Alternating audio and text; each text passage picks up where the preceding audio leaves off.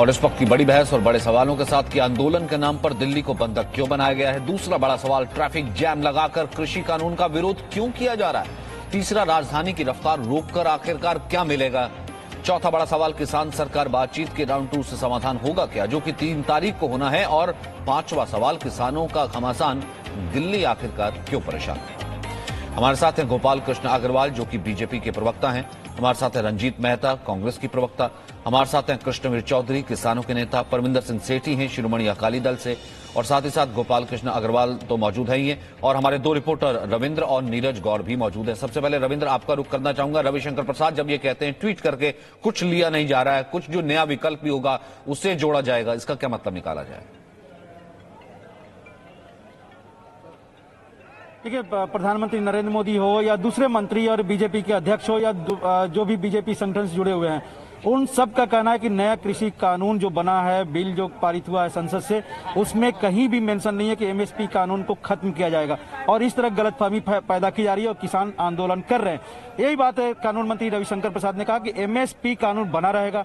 इसमें अगर किसान कुछ उनकी जायज मांगे होगी या उनका कोई सुझाव होगा तो उसको उसमें ऐड किया जा सकता है। एक बड़ा बयान कर सकते हैं सरकार की तरफ से किसानों को लेकर। और कल जो बातचीत होने वाली है उसमें देखिए, किसानों को सबसे बड़ी अगर जायज मांग है कि उनके फसल का, अनाज का पूरी तरह से दाम नहीं मिलता है और यही उनकी परेशानी है। हालांकि सरकार अपनी तरफ से एमएसपी की घोषणा करती है कि लेकिन राज्य सरकारों को इसमें बाध्यता करनी होगी कि किसानों को मिले। लेकिन राज्यों में आपने देखा कि कई राज्यों में इस तरह के देखने में आता है कि एमएसपी का जो मूल्य है उससे बहुत कम में किसानों को अनाज के दाम मिलते हैं। और यही वजह है कि सड़क पर आज किसान है। और ये बात जो है कहीं ना कहीं इसको न सरकार ठुकरा सकती है और न आम लोग, क्योंकि अन्नदाता को जो खर्च हो रहा है वो उससे पैसा तो उसके पॉकेट में आना ही चाहिए। और यही बात रविशंकर प्रसाद ने कहा, एमएसपी कानून में अगर कोई सुझाव होगा तो सरकार उसे एडॉप्ट करेगी। और इसको लेकर देखिए, जिस तरह से नोएडा बॉर्डर पर किसान यहाँ पर जमा हुए हैं,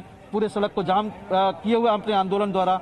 और जाहिर तौर पर जो आपने कहा कि दिल्ली परेशान है, ये रास्ता चूंकि ब्लॉक है, ये मेन रास्ता है दिल्ली से नोएडा की तरफ आने वाला, और इसे ब्लॉक कर दिया गया है तो जाहिर तौर पर हजारों की संख्या में जो कम्यूटर है वो परेशान भी होंगे। और परेशान तो है ही, और उनको ये नहीं पता है कि आगे ये कब तक चलेगा। क्योंकि किसान का कहना है कि जब तक उनकी मांग मानी नहीं जाती तब तक वो इसी तरह से सड़क पर बैठे रहेंगे, खड़े रहेंगे, आंदोलन करते रहेंगे। नीरज, आप जहां पर मौजूद है वहां की तस्वीर भी दिखा दीजिए, क्योंकि कहीं एम्बुलेंस फंसी है, किसी ने ऑफिस जाना है, कोई छोटे बच्चे हैं, किसी ने कहीं और जाना है।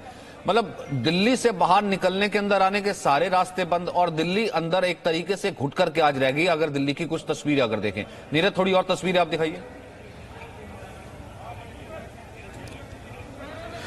जी बिल्कुल सचिन, मैं आपको दिखाऊं कि ये जो कि दिल्ली सिंगू बॉर्डर है, जो कि दिल्ली और हरियाणा का बॉर्डर है।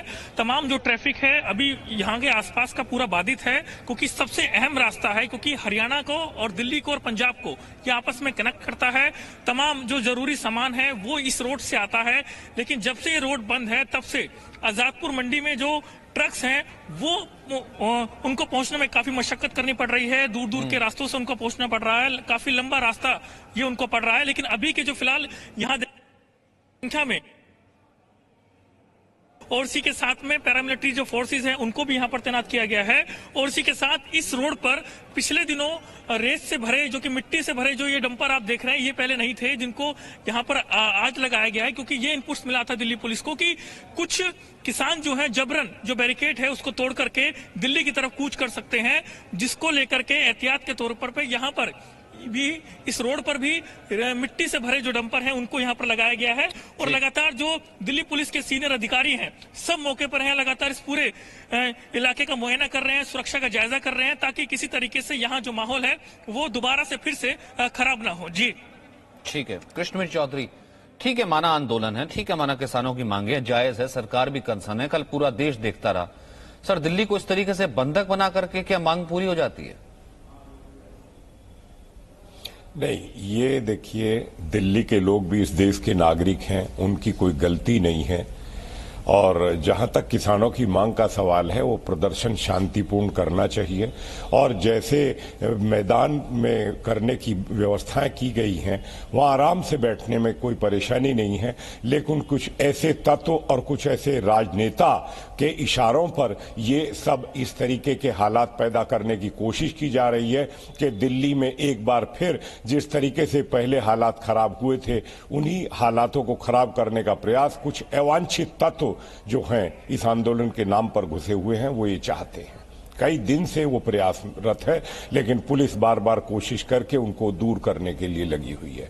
और कहीं भी देश के किसानों ने ये कब चाहा है कि हम दिल्ली के लोगों को सताएं या ये सब करें। ये सड़कों का जाम करने का जो तरीका है शाहीन बाग 1 वाला जो है वही उसी तरीके के ये व्यवस्थाएं लोग जो करवाने की कोशिश में, ये ठीक नहीं है। मैं इसे उचित नहीं मानता। और देश के पूरे देश में कितने भारी संख्या में किसान हैं, कोई ये नहीं चाहेगा कि दिल्ली के लोग जो हैं वो भाई बहन बेटे बेटी वो सब हमारे अपने हैं। उन्होंने कोई गलती नहीं की है। एम्बुलेंस में जो मरीज आ रहा है उसको अगर वो उसकी जान जाती है तो उससे बड़ा अपराध क्या होगा। ये ठीक नहीं है। शांतिपूर्ण तरीके से बात कहने का लोकतंत्र में सबको हक है, हमको भी हक है, देश के तमाम किसानों को हक है, लेकिन व्यवस्थाओं को खराब करने का हक किसी को नहीं। सर कश्मीर जी, लेकिन होता तो बदनाम किसान ही है ना। अगर आवाजाही नहीं आ पा रही है, लोग ऑफिस नहीं पहुंच पा रहे हैं, सब्जियां नहीं आ पा रही हैं, मंडियां बंद हो जा रही हैं, सड़क बंद है, सड़क से कोई बाहर नहीं आ जा पा रहा है, और कितने लोगों की तो जान पर बनाती होगी। तो आखिरकार कहीं ना कहीं ये सब कुछ होता है तो किसान के नाम पर होता है ना। गोपाल कृष्ण अग्रवाल जी। देखिए, बिल्कुल ये बात ठीक है। और यह तो एक इस तरह की बात हो गई कि अब मेरी बात नहीं मानोगे तो हम मतलब प्रजातंत्र का दुरुपयोग करेंगे। और किसानों से सारी बातें सुनने को तैयार है। कृषि मंत्री जी ने कह दिया कि हम और चर्चा हो रही है, 3 दौर हो गए, चौथा दौर का चर्चा फिर 3 तारीख को है। पूरा डिटेल में कल 4 घंटे के करीब किसानों के नेताओं से चर्चा हुई। आज हमारे कानून मंत्री ने भी कहा सरकार पूरी तरह से चीजों को समझने और रिजॉल्व करने के लिए तैयार है। उस वक्त इस तरह से करना, और वह भी केवल एक ही प्रदेश स्पेसिफिक है, या पंजाब से रिलेटेड प्रॉब्लम ज्यादा खड़ी की गई है और यही राजनीति है। एमएसपी का जब इन बिलों से कानूनों से कोई संबंध नहीं है, क्लॉज वाइज क्लॉज कल भी अगर आप देखें तो सरकार के सामने किसान लोग इन कानूनों के खिलाफ क्लॉज में कोई ऐसी चीज बहुत मजबूती से नहीं रख पाए जो इन कानूनों में किसानों के हित को अनदेखा करते हैं। तो अभी तक अब आज बुलाया है, किसान अपना क्लॉज वाइज क्लॉज इन तीनों कानूनों में प्रावधानों में जो भी उन्हें समस्या बता दे, सरकार सुनने को तैयार है। अब एमएसपी की डिमांड है, वह तो बिल्कुल एक अलग डिमांड है जो इन 3 बिलों से, इन कानूनों से उसका सीधा संबंध नहीं है। किसानों की समस्या से उसका संबंध है, लेकिन इन 3 बिलों, ये कानून से, जो कि एक सुधार के लिए 20 वर्षों से सब लोगों की डिमांड थी, उससे इसका संबंध नहीं है। एपीएमसी का भी कोई डिसमेंटल नहीं किया जा रहा। तो स्पष्ट नजर आता है कि कुछ वेस्टेड इंटरेस्ट किसानों को बरगला रहे हैं और एक प्रदेश स्पेसिफिक में जो कांग्रेस इस चीज को भड़काने की कोशिश कर रही है, उसके कारण ज्यादा समस्या उत्पन्न हो रही है। ठीक है सर, रंजीता जी इस पर आपको जवाब देना चाहती। ठीक है रंजीता जी, इस पर आपको जवाब देना चाहती, क्योंकि मेरा कंसर्न सबसे बड़ा यही है। मैं कह रहा हूं कि ठीक है, एक भी अन्नदाता जो है उसे परेशानी नहीं होनी चाहिए, एक भी अन्नदाता जो है वो नाराज नहीं होना चाहिए, लेकिन होगा क्या जब अगर हम ये देखें कि दिल्ली में इस तरीके से जैम लगेगा, अगर दिल्ली इस तरीके से ठप हो जाएगी या कुछ अवांछित तत्व आ जाएंगे, जैसे कल हमने देखा वो ट्रक के पीछे जो पोस्टर लगा हुआ था, तो आखिरकार कहीं ना कहीं जो बदनाम होता है वो अन्नदाता ही होता है। ये देखिए, दिल्ली अगर आप आ रहे हैं सोनीपत से यानी कि हरियाणा की तरफ से, दिल्ली अगर आप आ रहे हैं झज्जर से यानी हरियाणा की तरफ से, गुरुग्राम की तरफ से आ रहे हैं, मुजफ्फरनगर उत्तर प्रदेश की तरफ से आ रहे हैं, मथुरा की तरफ से आ रहे हैं, यूपी की तरफ से आ रहे हैं, दिल्ली एनसीआर जो कि उत्तर प्रदेश, हरियाणा और बाकी जगहों से जुड़ती है, वो दिल्ली आज ठप है। ना आप दिल्ली से बाहर जा पा रहे हैं, ना दिल्ली से कोई अंदर आ पा रहा है। और सिर्फ बाहर और अंदर आने जाने वाले आम लोग ही नहीं होते हैं, बल्कि ऐसे चंद सामान हैं, ऐसे चंद चीजें हैं जिनकी आवाजाही होती है। रंजीता जी को जवाब देना चाहती है, बोलिए सर। मुझे एक बात का जवाब चाहिए, आज जितने भी पैनल पर बैठे हैं उनसे भी और इस प्रदेश के प्रधानमंत्री से भी, कि आज ये हालात क्यों हुए हैं, आज ये हालात क्यों बने हैं। आज भी सरकार की मंशा इनको वहां से हटाने की है, समझाने की नहीं है। सरकार की मंशा है कि इनको कैसे तोड़ा जाए, कैसे इनको डिवाइड एंड रूल किया जाए। पंजाब के किसानों को 3 बजे टाइम दिया जाता है और हरियाणा और बाकी स्टेट की जो फार्मर्स हैं उनको 7 बजे का टाइम दिया जाता है। अगर वाकई सरकार की मंशा इनका समाधान करने की है तो मैं इनसे ये पूछना चाहती हूँ कि इन्होंने जब आज 5वां दिन हो गया है, अब तक किस बात का इंतजार कर रहे हैं? और अकेले पंजाब और हरियाणा को किसानों को बदनाम करने की जरूरत नहीं है।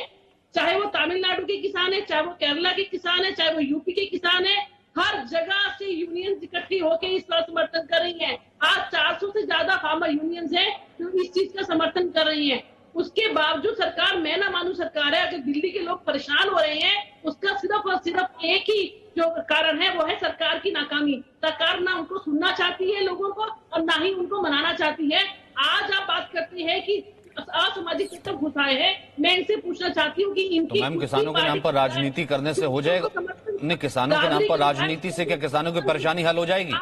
राहुल गांधी के ट्वीट कर देने से, रणदीप सुरजेवाला की जैकेट पहन करके किसानों के साथ खड़े होने का जिक्र कर देने से क्या इनका आंदोलन, क्योंकि अगर दूसरी पार्टी में मैं कहूं, विपक्ष में मैं कहूं, कल वो पप्पू यादव पहुंच गए थे, कांग्रेस अलग से ट्वीट कर रही है, तो परमजीत सिंह सेठी, इसका मतलब किसानों के कंधे पर रखकर जो बंदूक चलाने की कोशिश की जा रही है, बदनाम तो किसान ही होते ना सर। भले राजनीतिक तौर पर हाईजैक करने की कोशिश की जा रही हो, भले कुछ ऐसे तत्व जो वहां पर आकर के खालिस्तान और तमाम तरीके की बातें अगर कह रही हूं, और सेठी साहब यहां पर अगर पूरी दिल्ली को भी जाम कर दिया जाए तो अगर किसी के ऊपर ब्लेम आता है तो वो किसानों पर ही आ रहा है ना सर। बड़े दुख और बड़े अफसोस की बात है, मीडिया चैनल पर बैठकर ऐसी बातें हो रही हैं। देखिए, जब ये परिस्थिति का जिम्मेवार कौन है? ये परिस्थिति क्यों उत्पन्न हुई? जब किसान रेल की पटरी के ऊपर 2, 2.5, 3 महीने से बैठे अपनी मांगे कर रहे थे, 15 दिन पहले उन्होंने अल्टीमेटम दिया, हम जंतर मंतर पे आके प्रोटेस्ट करना चाहते हैं। सरकार ने कहा आ जाइए। रास्ते के अंदर उनके ऊपर वाटर कैनन मारे जाते हैं, उनके लाठीचार्ज की जाती है, टीयर गैस छोड़ी जाती है, खाइयां खोद दी जाती है, किसानों के साथ इतना बुरा व्यवहार किया जाता है। उसके बाद आज कई लोग, कई बीजेपी के नेता जो अभी यहाँ पे कई नकली किसान नेता बनकर जो इस तरह की बयानबाजी करते हैं, इसको शाहीन बाग से जोड़ते हैं या खालिस्तान से जोड़ते हैं। जो शाहीन बाग एक धर्म विशेष का प्रदर्शन था, इस किसानों के अंदर हिंदू, मुस्लिम, सिख, ईसाई और सब प्रदेशों के, पूरे भारत के किसान हैं। आप इसको इस तरह से मत कहिए कि यहाँ सिर्फ पंजाब के किसान है। कोई इस तरह के बयानबाजी करता है उसकी हम कड़े शब्दों में निंदा करते हैं, और कोई भी किसान उसको देखिए, जब 10 लाख 12 लाख लोग आकर यहाँ पे सरकार को मजबूर करते हैं तब सरकार बात करती है। सरकार तब क्यों नहीं बात करती जब ये कानून मनाया जाता है? सरकार तब क्यों नहीं बात करती जब ये पंजाब में पटरियों पे बैठते हैं? सरकार आज बात कर रही है, आज भी उनको गुमराह कर रही है। मैं ये कहना चाहता हूँ, सरकार से रिक्वेस्ट भी करना चाहता हूँ कि इन किसानों के मसले को, किसानों की बिल्कुल उनको इन्वॉल्व करके उनकी सारी बातों तो सर सरकार बात कर रही है ना, मैं कह रहा हूँ सरकार को झुकाइए, सरकार को दबाइए, सरकार से बात कीजिए, सरकार पर प्रेशर कीजिए। सरकार झुक तो रही है सर, एक रास्ता दे देते सर। उसी वही किसान संगठन है ना जो कल 32 पहुंचे थे, जो कल 32 नेता पहुंचे थे। सेठी साहब मुझे एक बात बताइए, सेठी साहब मुझे एक बात बताइए, अकाली दल से समर्थित भी तमाम संगठन है, वैसे भी तमाम संगठन है, वहां पर भी कितनी मंडियां चलती, मैं उसमें नहीं जाना चाहता, लेकिन सर यही अपील करवा दी होती कि भैया सिंधु बॉर्डर खोल दीजिए, साइड पे प्रदर्शन कर लीजिए, टिकरी बॉर्डर खोल दीजिए, साइड पे प्रदर्शन कर लीजिए, दिल्ली नोएडा पर बीच में बैठिए। तो बीच में बैठ करके जाम कर करके और पूरी जिसे कहते हैं पूरी दिल्ली को बंधक बना करके ही हल होगा समस्या का।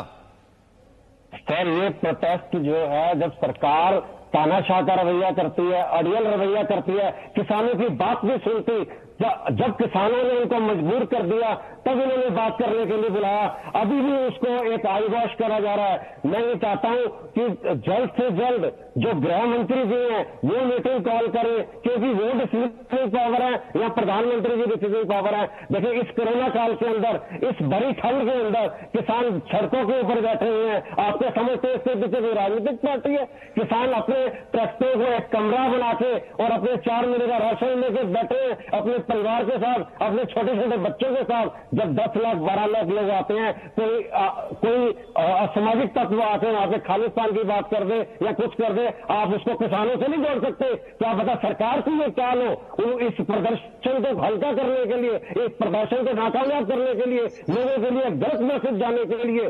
देखिए, किसान इस देश का अन्नदाता है। आप बातें तो बड़ी अच्छी अच्छी करते हैं, अन्नदाता को बोलते हैं, दाता को बोलते हैं भगवान। आप भगवान की बात कीजिए, या भगवान सड़कों पर प्रधानमंत्री जी बस दिवाली मना रहे हैं, इस पहले यहाँ दिवाली मनाइए ना। ये भगवान है, आप जिस भगवान के पास जा रहे हैं वहां की मूर्तियां मंदिर छोड़ के चले जाएंगी।